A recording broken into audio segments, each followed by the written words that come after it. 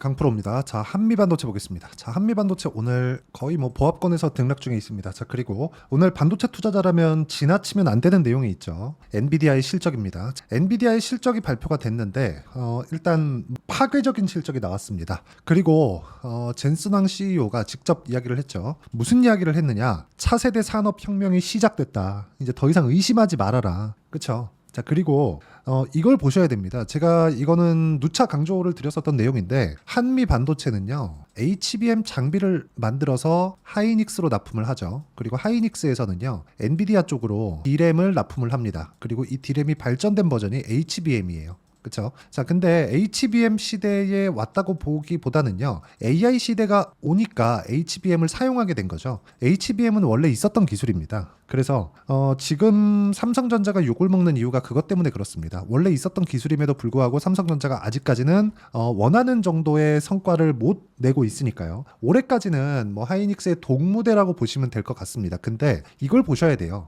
엔비디아가 실적 발표를 하면서 정말 파괴적인 실적 발표를 하고 그리고 시간외에서 급등을 했습니다. 근데 그것보다 더 중요한 게 뭐냐면 블랙엘을 이번 분기에 출시를 하겠다는 거예요. 자, 그리고 원래 엔비디아는 신제품 발표를 2년 주기로 해왔었는데 그걸 1년으로 당기겠다고 이야기를 했고요. 원래 1년 주기로 더 당기겠다고 이야기를 했으면 올해 연말 정도에 가서나 블랙엘 그 GPU가 나와야 되는데 그 부분을 더 당긴 거죠. 그렇죠? 그러면 1년 안쪽으로 계속 신제품이 발생을 한다는 겁니다. 수요가 있으니까요. 그러면 그만큼 뭐가 필요할까요? HBM이 필요하다. 그렇죠? 자, 그런 부분을 가격이 먼저 반영해서 성장한다고 보시면 됩니다. 자, 일단 시세 관련돼서 안 보고 넘어갈 수가 없죠. 엔비디아 시세 관련돼서 한번 봐야 될 텐데 이렇게입니다. 실적 발표했고요. 그리고 실적 발표의 기준치를 보면 매출 같은 경우에 260억 불, 35조 원 정도 나오고요. 주당 순이익은 6.12달러. 그쵸? 어마어마합니다. 이걸 이익률로 환산을 하면 거의 한 70% 가까이 나옵니다. 아니, 물을 갖다가 떠다 팔아도 이 정도 마진 남기는 건 쉽지 않을 것 같아요. 그만큼 수요 자체가 폭발하고 있다. 직접 엔비디아 CEO 그 젠슨왕 CEO가 나와서 한 말은 한 가지예요. 학습의 영역, 그쵸? AI는 학습의 영역이 있고요. 추론의 영역이 있습니다. 추론 같은 경우에는 학습만큼 고사양을 필요로 하지 않습니다. 이미 학습해 놓은 걸 가지고 가져와서 쓰는 거기 때문에 그렇습니다. 근데 이 추론의 영역으로 가더라도 우리 전혀 문제 없다. 걱정하지 말아라. 근데 이런 말이 사측에서 나온 거긴 맞죠. 그 젠슨왕 CEO가 직접 한 얘기니까. 근데 한국하고는 다릅니다. 한국은 이런 얘기를 하더라도 안 믿거든요. 근데 젠슨왕 CEO는 지금 30년 가까이 엔비디아를 이끌어오면서 한 번도 허언을 한 적이 없죠. 이런 부분이 시장의 신뢰를 얻었고 실적까지 파괴적으로 나오고 그리고 주주들한테도 무언가 조금 혜택을 줄 수 있는 10분의 1로 주식 분할을 하겠다. 그쵸? 이런 내용이 발표되면서 시간외에서는 6% 상승 마감이 됐습니다. 실적을 앞두고 많이 걱정을 하셨던 분들이 있었던 걸로 압니다. 근데 제가 어저께도 한미반도체 영상에서 계속해서 말씀드렸었던 건 실적은 잘 나온다. 하지만 2분기 전망치, 올해 전망치 이런 부분이 어떻게 발표를 하는지가 중요하다. 그런 부분이 중요하다고 했는데 결과적으로 보면 2분기 전망치나 올해 전망치, 연간 전망치도 바뀐 게 없었죠. 계속해서 긍정적인 내용으로 발표를 했습니다. 그리고 그런 부분을 시장에서는 신뢰를 얻고 있어요. 그리고 이런 구간에 맞춰서 한국 시장에서도 하이닉스가 엔비디아만큼 폭발적으로 올라가진 않았지만 계속해서 강세 구간에 있고요. 그런 상황에서 한미반도체 같은 경우에도 상당히 많이 올랐음에도 불구하고 어떻게 됐나요? 빠지지 않고 있죠. 그래서 지금부터 가장 중요한 건 얼마에 살래예요. 제가 계속 강조드리잖아요. 얼마에 살래? 어느 정도 가격대에 맞춰놔야 내가 꾸준하게 수익을 낼 수 있을까? 그 부분이 중요하다고 제가 누차 말씀드리고 있는 겁니다. 그리고 오늘부터는 엔비디아 관련된 실적 관련된 불확실성이 이제 없어졌기 때문에 그쵸? 약한 구간에 있었던 반도체 종목군이 아니라 그나마 가격을 버텨왔었던 반도체 종목군으로 우리가 집중해야 될 필요가 있고요. 이런 구간에서 매매를 하려면 내가 꾸준하게 수익을 낼 수 있는 그 환경, 즉 타점에 대해서 이해를 하는 게 중요합니다. 그리고 그 타점에 대한 부분은 제가 여기 한미 반도체의 가격과 단기 보유 전략으로 제가 내용 준비를 해왔고요. 무엇보다 엔비디아 실적이 나왔기 때문에 한미 반도체를 포함한 반도체 관련주들의 변동성이 커지는데 그 변동성을 하이닉스 그리고 한미 반도체가 함께 보면서 시장을 이끌어 가야 돼요. 이런 구간의 타점을 어떻게 잡고 얼마에 잡는지가 정말 중요합니다. 자, 그래서 매매할 때 내가 어느 정도 가격대에 잡아야 될지 모르겠다 하시는 분들은 이거 가격과 단기 보유 전략 딱 받아가서 정말 공부 많이 하셔야 됩니다. 그리고 나만의 것으로 만들어야 돼요. 그리고 자, 이 내용을 가지고 어떤 식으로 실시간으로 내가 대처를 하고 가격대를 잡을지 그 내용에 대한 부분을 제가 실시간 타점을 제가 문자로 공유를 해드리도록 할 테니까 구독과 좋아요 눌러주시고요. 상단에 있는 전화번호로 한미, 자 한미라고 문자 보내주시는 분들에 한해서만 제가 한미반도체의 단기 보유 전략 그리고 실시간 타점을 문자로 공유를 해드리도록 하겠습니다. 자, 제가 말씀드리고자 하는 건 계속해서 하나입니다. 엔비디아에 대한 실적 불확실성이 있었던 게 아니라 2분기 이후의 전망치가 중요했다. 근데 2분기 이후의 전망치가 긍정적인 내용으로 젠스당 CEO 입에서 나왔기 때문에 이런 부분을 우리는 믿는 게 아니에요. 믿는 게 아니라 한미반도체 가격이 지켜왔기 때문에 그리고 무엇보다 여기 수급을 보면 어떻습니까? 이렇게 많이 올라왔는데도 불구하고 외국인의 매수세는 계속됩니다. 그쵸? 500억 60억, 130억, 200억, 120억, 200억, 500억 이런 식으로 계속 5월달 들어서도 순 매수 기조를 이어가고 있습니다. 물론 구간별로 매도 물량이 나오기는 하지만 이건 어쩔 수 없는 거죠. 단기간에 많이 올라왔기 때문에. 그렇죠?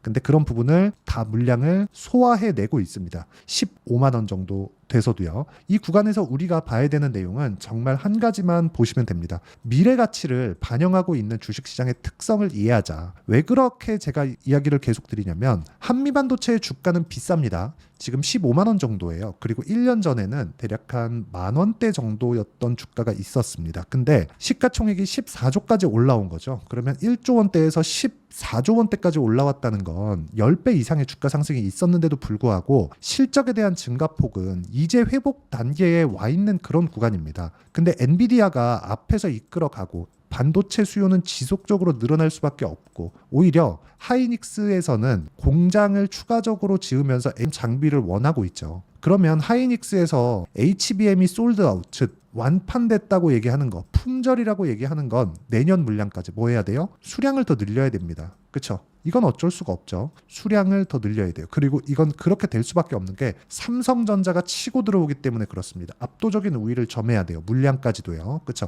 HBM 관련된 물량은 삼성전자가 아직 못하고 있기 때문에 하이닉스가 압도적으로 많다고 보시면 되는데 그러면 물량을 늘리기 위해선 장비가 추가적으로 필요하고 그 추가적으로 필요한 장비는 한미반도체에서 당연히 납품을 하게 되죠. 한미반도체만 납품하는 건 아니지만 관련돼 있는 종목들이 움직이기 위해서는 한미반도체의 시세가 유지가 되어야 되고 지금 한미반도체의 시세가 유지되기 위한 조건인 삼성전자가 안 빠지는 것 그리고 하이닉스가 추가적으로 올라가는 것 둘 중에 하나만 나와도 한미반도체의 시세는 나올 수 있는데 그 두 개가 같이 나오고 있다는 점이 한미반도체의 시세를 강하게 만드는 요인이 됩니다. 자, 그러면 이런 상황이 왜 나올지 그리고 우리가 왜 강한 종목군들을 매매를 해야 될지 그 내용에 대해서 제가 이야기를 드리면 자, 매매를 해왔었던 결과를 보시면 됩니다. 자, 내용 보시면 그래요. 한미반도체 신고가 구간에 있기 때문에 제가 계속해서 말씀을 드리고 있는 거고요. 여기 보시면 제가 매매를 한 내용이 정확하게 있죠. 어떻습니까? 일진전기예요. 최근에 전기 관련 주가 굉장히 강하죠.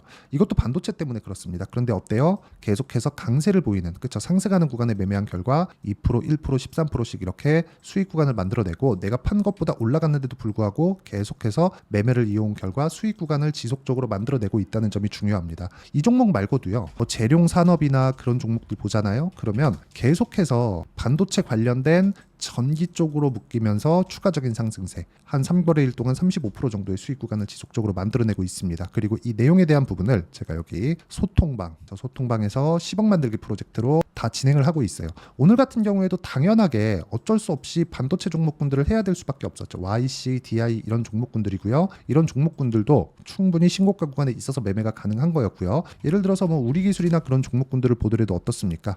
그쵸? 제가 올라가는 구간에 계속적으로 매매를 이어오고 있다는 점이 중요합니다. 그쵸? 근데 모두 다 신고가 구간에 있다는 점, 이 부분이 중요합니다. 매매하는 과정에서 진짜 내가 어떻게 가격을 잡아야 될지 모르겠다 하시는 분들은요. 소통방으로 들어오시면 되고요. 소통방은 무료로 진행되고 있습니다. 자, 대신에 구독과 좋아요만 눌러주시고요. 소통방에서는 한미반도체의 실시간 타점과 함께 관련된 종목군들 그리고 신고가 종목들만 집중적으로 공략하고 있으니까 매매하는 과정에서 내가 어떻게 가격을 잡아야 될지 모르겠다 하시는 분들은 소통방으로 들어오시면 됩니다. 소통방으로 들어오시면 되고 구독과 좋아요 그리고 상단에 있는 전화번호로 구독 또는 10억이라고 문자 보내주시면 제가 소통방 입장 링크를 순차적으로 공유를 해드리도록 하겠습니다. 자, 제가 기본적으로 한미반도체를 보는 이유는 지금 제 매매 내역을 보여드린 것처럼 신고가 구간에 있기 때문에 그렇습니다. 그리고 신고가 구간에 있는 종목군들은 미래 가치를 반영하기 때문에 비쌀 수밖에 없어요. 그러면 우리는 비싼 주식을 어떻게 매수해야 되는지 그 내용에 대해서 파악하는 게 중요하고요.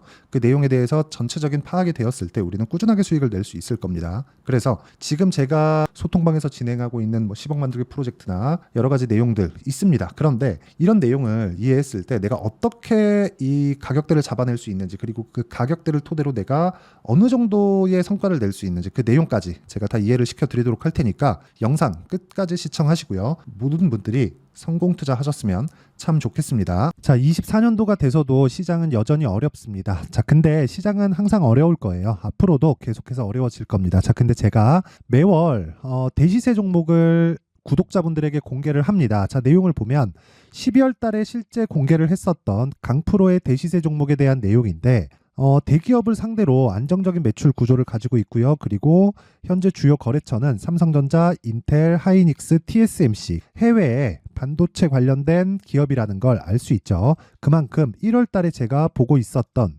종목은 반도체 관련주라는 걸 알 수 있습니다. 공개를 해드리면 이 내용입니다. 여기 어보브 반도체, 그쵸? 실제 제가 거래한 내용을 공개를 한 거고요. 수익에 대한 크기를 보면 공략한 시점, 제가 가격대를 함께 공개를 해드렸는데 공략한 시점부터 21%의 수익 마감이 된 것을 확인해 볼 수가 있습니다. 자, 근데 지금도 마찬가지입니다. 지금은 어떤 이슈가 있을까요? 2월 달에 발표한다는 기업 밸류업 프로그램이 있죠. 근데 그걸로 인해서 지금 2월 달에 발표한다고 이야기가 나온 상황이고요. 무엇보다 우리가 생각해야 될 내용은 한 가지입니다.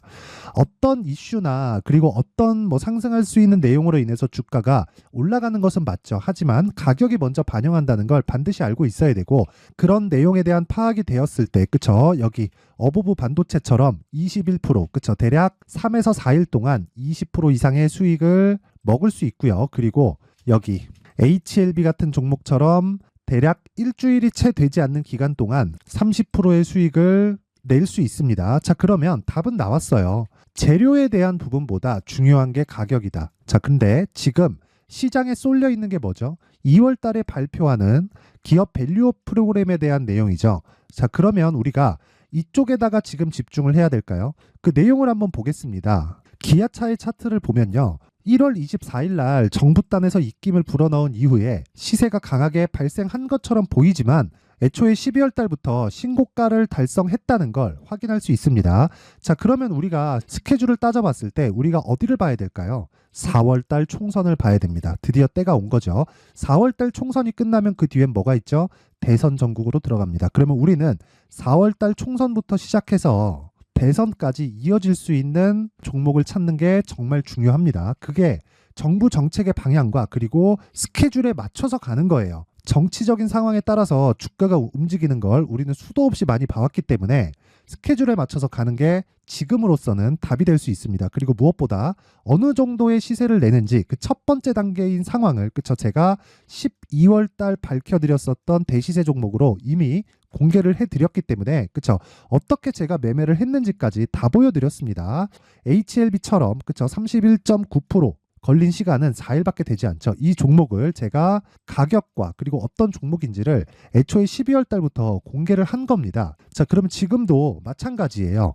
앞서서 제가 말씀드렸었던 23년도에 했었던 여러 가지 종목들이 있죠. 한미반도체 같은 종목들도 여기 소통방에서 모두 공개를 해서 실제로 10,000원부터 60,000원까지 상승한 내역이 있고요. 왜 공략을 했는지를 제가 다 공개를 해드렸습니다. 근데 지금도 마찬가지라는 거죠.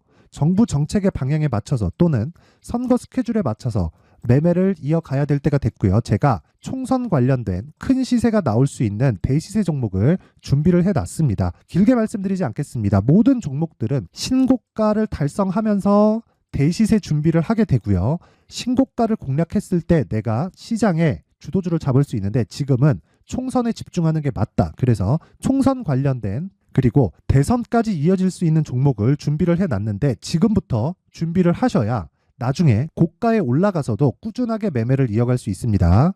자꾸 막 손절하고 매매하는 과정에서 너무 어렵다 하시는 분들은요, 이 종목 딱 받아가서 큰 수익 내셨으면 좋겠고요. 이 종목은 상단에 있는 전화번호로 대시세라고 문자를 보내주시는 분들에 한해서만 제가 총선 그리고 대선까지 이어질 수 있는 종목을 공개해 드리도록 할 테니까 상단에 있는 전화번호로 대시세라고 문자를 보내주시고요. 그리고 구독과 좋아요 꼭 좀 부탁드리겠습니다.